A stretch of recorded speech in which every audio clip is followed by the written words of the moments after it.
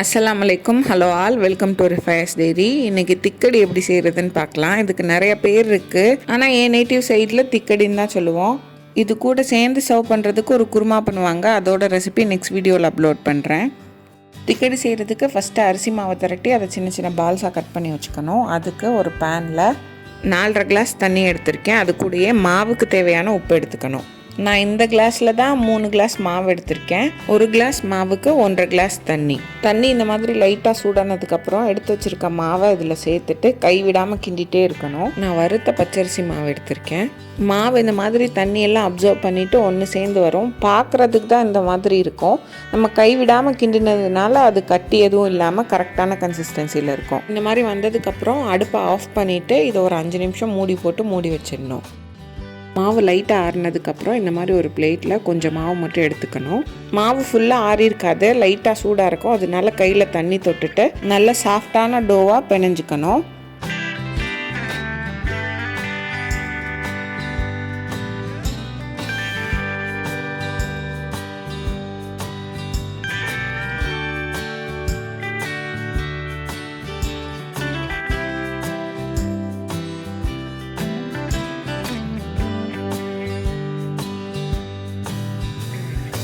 நான் எடுத்திருக்க மாவில் இந்த மாதிரி 4 பார்ட்டாக பிரித்து ஒவ்வொன்றையும் இந்த மாதிரி தண்ணி தொட்டு கரெக்டாக பிணைஞ்சு வச்சுக்கிறேன்.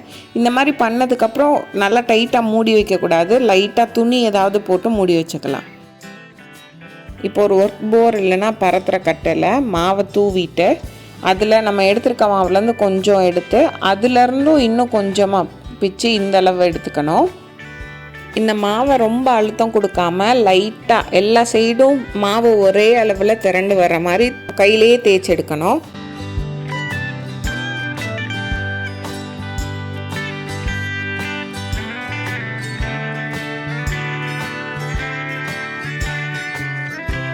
இந்த மாதிரி தேய்ச்சி எடுத்ததுக்கப்புறம் அதை ஒரு பிளேட்டில் மாற்றிட்டு அதுக்கு மேலே லைட்டாக மாவு தூவி வச்சுக்கணும். அப்போ தான் ஒன்றுக்கு ஒன்று ஒட்டாமல் இருக்கும். இப்போ நம்ம தேய்ச்சி வச்சது எல்லாத்தையும் எடுத்து ஒரே மாதிரி வச்சு இந்த மாதிரி கட் பண்ணிக்கணும். நம்ம கட் பண்ண மாவு வந்துட்டு இந்த சைஸில் இருக்கணும்.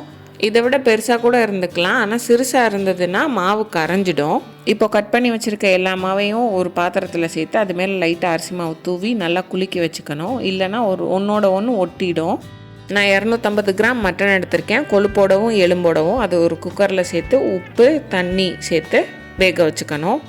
திக்கடி செய்கிறதுக்கு தேங்காய் பாலும் தேவைப்படும். நான் ஒரு மீடியம் சைஸ் தேங்காய் எடுத்து அதுலேருந்து பால் எடுத்து வச்சுருக்கேன். 2வது 3வது தேங்காய் பால் 4 கிளாஸ் எடுத்திருக்கேன். இதில் 1 டீஸ்பூன் ஜீரகத்தூள், 1.5 டீஸ்பூன் மஞ்சள் தூள் சேர்த்து நல்லா மிக்ஸ் பண்ணி வச்சுக்கணும்.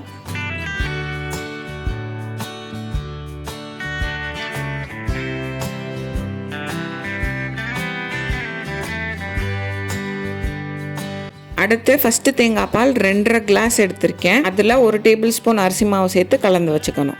இப்போ இந்த திக்கடி தாளிக்கிறதுக்காக 2 பீஸ் பட்டை, 6 கிராம்பு, 30 கிராம் சின்ன வெங்காயம் சின்னதாக கட் பண்ணி வச்சுருக்கேன். 25 கிராம் பூண்டு, அதையும் சின்னதாக கட் பண்ணியிருக்கேன். இப்போ ஒரு அகலமான பாத்திரத்தில் 2 இல்லைனா 3 டேபிள் ஸ்பூன் தேங்காய் எண்ணெய் சேர்த்துக்கணும். எண்ணெய் சூடாகவும் அதில் எடுத்து வச்சுருக்க பட்டை கிராம்பு 2யும் சேர்த்து கிராம்பு நல்லா புரிஞ்சதுக்கப்புறம் சின்ன வெங்காயம் சேர்த்து லைட்டாக வதக்கிக்கணும். இது லைட்டாக வதங்கினதுக்கப்புறம் அது கூட பூண்டையும் சேர்த்து அதையும் நல்லா வதக்கிக்கணும். பூண்டு வதங்கினதுக்கப்புறம் இதில் வேக வச்சுருக்க மட்டனை சேர்த்துட்டு ஒரு தடவை கலந்து விட்டுறணும். அடுத்து மஞ்சள் ஜீரகம் சேர்த்து எடுத்து வச்சுருக்க தேங்காய் பால் இதில் சேர்க்கணும். இது 4 கிளாஸ் இருக்குது. எல்லா மெஷர்மெண்ட்டுமே இந்த கிளாஸில் தான் எடுத்திருக்கேன். அது கூடவே 1 கிளாஸ் மட்டன் வேக வச்ச தண்ணி இருக்குல்ல, அதையும் சேர்த்துக்கணும்.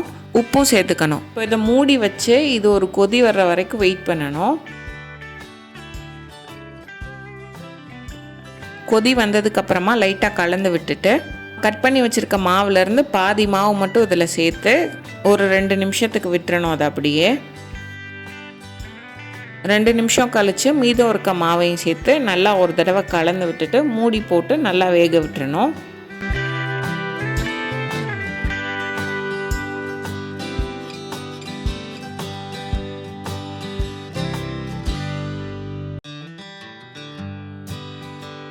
இது இந்த மாதிரி ஒன்று சேர்ந்து வெந்து வந்ததுக்கப்புறம் முதல் தேங்காய் பால் எடுத்து வச்சுருக்கோம்ல, அதை இதில் சேர்த்து நல்லா மிக்ஸ் பண்ணிவிட்டு ரொம்ப கொதிக்க விடக்கூடாது. லைட்டாக ஒரு கொதி வந்ததுக்கப்புறம் ஆஃப் பண்ணிடணும்.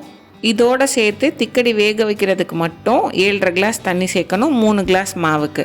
மாவு திரட்டுறதுக்காக சேர்த்த தண்ணி வந்து தனி. இப்போ பார்க்குறதுக்கு மஞ்சள் பொடி கம்மியாக போட்ட மாதிரி இருக்கும், கலர் கம்மியாக இருக்க மாதிரி இருக்கும். ஆனால் ஆற ஆற நல்ல கலர் வந்துடும். நான் டேஸ்ட் பண்ணி பார்த்தேன், எனக்கு உப்பு கொஞ்சம் கம்மியாக இருந்த மாதிரி இருந்தது, நான் கொஞ்சம் சேர்த்துக்கிட்டேன். இது ரெடியானதுக்கப்புறம் ஒரு பாத்திரத்துலையும் தனித்தனியாக எவ்வளோ வேணுமோ அவ்வளோ எடுத்து வச்சிடணும்.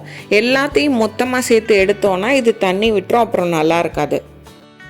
ஒரு 2 நிமிஷம் மட்டும் மூடி வச்சுட்டு திறந்தோன்னா திக்கடி ரெடி. ட்ரை பண்ணிவிட்டு எப்படி இருந்ததுன்னு கமெண்ட்ஸில் சொல்லுங்கள். இந்த வீடியோ பிடிச்சிருந்ததுன்னா ரிஃபைஸ் டெய்ரிக்கு லைக் பண்ணுங்கள், சப்ஸ்கிரைப் பண்ணுங்கள், ஷேர் பண்ணுங்கள்.